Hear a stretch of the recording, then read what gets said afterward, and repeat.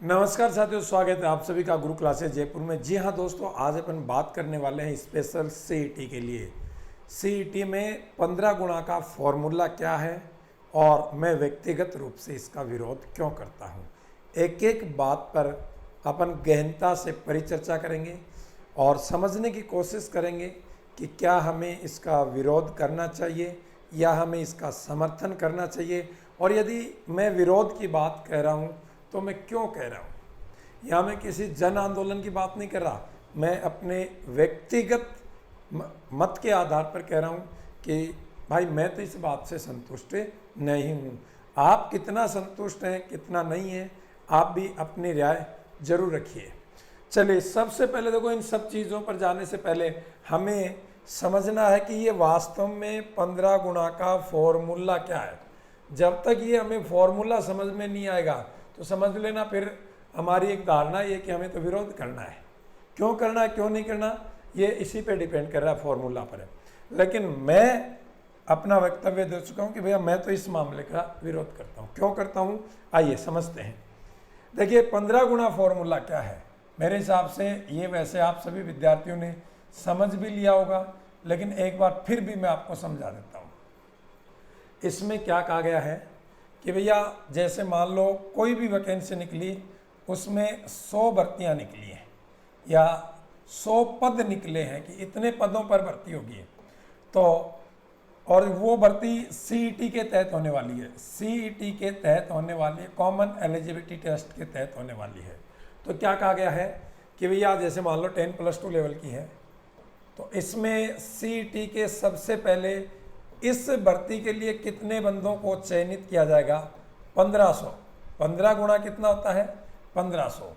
तो सीईटी में जो टॉप 1500 विद्यार्थी हैं उनका चयन कर लिया जाएगा, उनको एलिजिबल कर दिया जाएगा मुख्य भर्ती परीक्षा के लिए। चलो कर दिया भैया, मुख्य भर्ती परीक्षा के लिए 15 गुणा।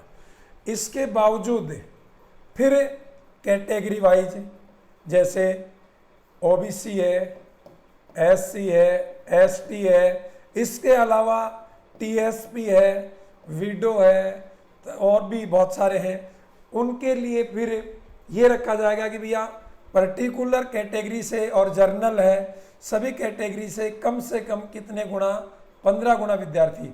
अब यदि ये जो 1500 विद्यार्थी आए थे टॉप वाले, यदि ये 1500 विद्यार्थी सभी कैटेगरीज के 15-15 गुणा नहीं होते हैं, मान लो जर्नल के ज़्यादा आ गए, ओबीसी के ज़्यादा आ गए, एससी एसटी के 15 गुणा से कम है, मान लो एससी की या एसटी की सीट मान लो 100 में से कितनी थी, 18 सीट थी, तो 18 का 15 गुणा कितना होगा, आप मल्टीप्लाई कर लो, जितनी भी सीटें होंगी वो। और यदि इतने कैंडिडेट नहीं है तो जितने कम पढ़ रहे हैं ना, वो फिर नीचे से उसी अंक तालिका के आधार पर ले लिए जाएंगे और विद्यार्थी ले लिए जाएंगे, ठीक है। लेकिन इसका कोई सुस्पष्ट स्पष्टीकरण नहीं है कि महिला वर्ग का क्या होगा, महिला वर्ग का क्या होगा, इनका भी तो अपना एक विशेष आरक्षण है।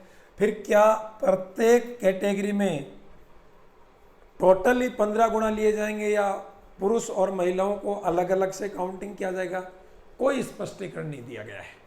तो ये 15 गुणा है क्या, आप है ना जो भी बात रखते हो, आप जब एक भर्ती करवाते हो तो आपके दिमाग में एक बात रहती है कि ये भर्ती साफ सुथरी है, तो सबसे पहले इसकी एक मजबूत प्री प्लान होनी चाहिए कि हम भर्ती करवाएं किस आधार पर है, ठीक है। और उसमें आपको देखना है कि भैया 15 गुणा पुरुष है, 15 गुणा महिला है, और महिलाओं में भी बहुत सारे वर्ग हैं, पुरुषों में भी बहुत सारे वर्ग हैं, किस आधार पर 15 गुणा ले रहे हो, ये गणित आज तक किसी को समझ में नहीं आया। एससी के 15 गुणा ले लेंगे, एसटी के ले लेंगे, ओबीसी के ले लेंगे, जर्नल के, अरे इनमें भी तो कैटेगरीज निकल के आती है ना, उनको लोगे कि नहीं लोगे, उनका क्या फॉर्मूला है, कुछ नहीं है। इसलिए ये सारा मामला ना, ये सारा मामला खिचड़ी बन के रह गया है। विद्यार्थी मानसिक रूप से परेशान है, वो तैयारी करे या इन प्रॉब्लम्स को झेले। इन सब से छुटकारा पाने के लिए मैं अपनी व्यक्तिगत राय रखता हूँ कि आपको ये कर देना चाहिए कि भैया सीईटी में एक मिनिमम पास मार्क रख देने चाहिए। आप क्या रखते हैं, मुझे कोई एतराज़ नहीं है, आप 40% रखते हैं, मुझे कोई एतराज़ नहीं है। आप 45% रखते हैं, कोई एतराज़ नहीं है। आप 50% रखते हैं, कोई एतराज़ नहीं है। आप 55% रखते हैं, कोई एतराज़ नहीं है। लेकिन विद्यार्थी को समय से पहले बताएं, समय से पहले आज ही बता दो कि भविष्य में ये होने वाला है। सीईटी के तहत जो भी एग्जाम होगा उस सीईटी में आपको 45% अंक लाने हैं, 40 लाने हैं, 50 लाने, क्या लाना क्या नहीं लाना पहले रख दो ना उसके सामने कि भाई इतने अंक ले आओ और आप पास हो। आप सीईटी के तहत जो मुख्य भर्ती परीक्षा होने वाली है उनके लिए एलिजिबल हो, तो उसका माइंड सेट रहेगा। माइंड सेट रहेगा तो उसी आधार पर काम करेगा। अब उसको ये नहीं पता कि मैं कितने नंबर लाऊं, मैं क्यों लाऊं, कितना पढूं, किस आधार पर पढूं। अब आपको भी पता है कि 24 घंटे तो कोई नहीं पढ़ सकता कि रे भाई तू तो 24 घंटे मैक्सिमम पढ़। अरे मैक्सिमम क्या होता है, मैक्सिमम का कोई क्राइटेरिया नहीं होता है। क्या करे, तो उसको उसका गोल दिखना चाहिए, उसको उसका एक क्राइटेरिया, एक बाउंड्री दिखनी चाहिए कि वो उसके लायक है या नहीं है। फिर उसी को वो टारगेट करेगा और फिर उस टारगेट को हिट करेगा। अब बिना टारगेट किसको हिट करेगा।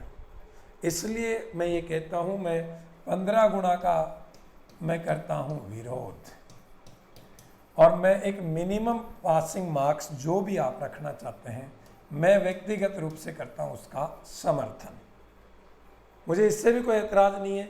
यदि आप इसमें कैटेगरी वाइज कुछ 10-5% की छूट देना चाहते हैं दो, लेकिन क्लियर दो, पहले ही दो, बोल कर दो, हर चीज़ को साफ सुथरा करो। बच्चे को भी पढ़ने में भी मजा आए, एग्जाम देने में भी मजा आए, मानसिक रूप से संतुलित रहे और अपने कार्य पे आगे बढ़े। तो बस ये छोटी सी मेरी धारणा थी। मैं आपसे भी कहना चाहूँगा कि यदि आप भी इससे संतुष्ट नहीं हैं तो अपने विचार जरूर रखिए। बाकी तो देखो जो होना है वो आपके सामने हो ही रहा है।